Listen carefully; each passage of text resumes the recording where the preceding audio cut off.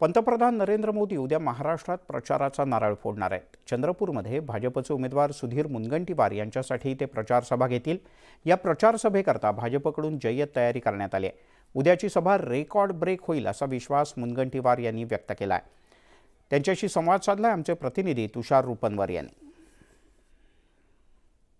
लोकसभेचा रणसंग्राम सुरू झालेला आहे। पंतप्रधान नरेंद्र मोदी महाराष्ट्रामध्ये पहिल्या टप्प्याच्या प्रचारासाठी थेट चंद्रपूरमध्ये येत आहेत आणि ते सुधीर मुनगंटीवार यांच्या प्रचारासाठी येत आहेत। आपल्यासोबत बोलण्यासाठी स्वतः उमेदवार सुधीर मुनगंटीवार आहेत। भाऊ, सर्वात पहिला प्रश्न, पंतप्रधानांच्या सभेची सर्व तयारी झालेली आहे का?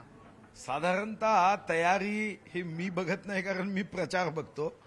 कार्यकर्ते सर्व त्या ठिकाणी तयारी करतायत आणि आमचा प्रयत्न आहे की ही सभा चांगली व्हावी, ही सभा उत्तम व्हावी, ज्या सभेतून मतदार आणि ईश्वराचा अंश असणाऱ्या जनतेशी माननीय मोदीजींचा महाराष्ट्राचा पहिला संवाद व्हावा।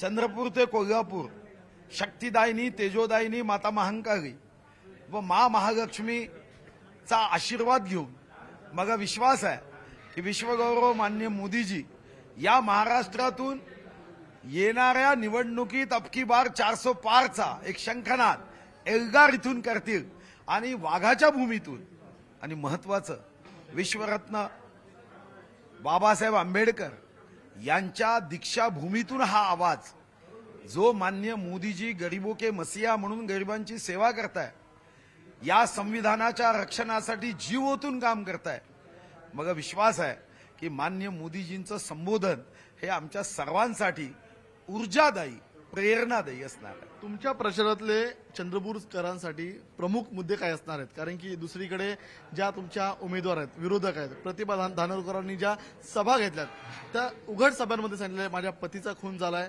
माझ्या विरोधातले जे उमेदवार आहेत त्यांनी चंद्रपूरसाठी काय केलं, तर तुम्ही प्रेक्षकांना सांगा तुम्ही चंद्रपूरसाठी काय केलंय आणि चंद्रपूरकरांसाठी काय करणार आहात? नाही, मला वाटतं मी त्यांच्या प्रश्नाचं उत्तर द्यायला बांधील नाही। मग मी उघड प्रश्न विचारीन की तुमच्या घरी 10 वर्ष आमदारकी आहे, खासदारकी आहे, तुम्ही काय केलं? राम सेतू पासून ब्रिजेस पासून जेवढी मी कामं केली आणि तुम्ही काय केलं? फक्त दारूची दुकानं स्वतःच्या मालकीची।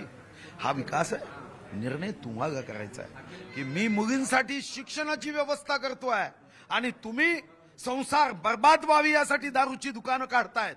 हा फरक आहे। जनतेला ठरवू द्या, मतदारांना ठरवू द्या। व्हिडिओ जर्नलिस्ट मी तुषार रुपनवर, न्यूज 18 लोकमत, चंद्रपूर।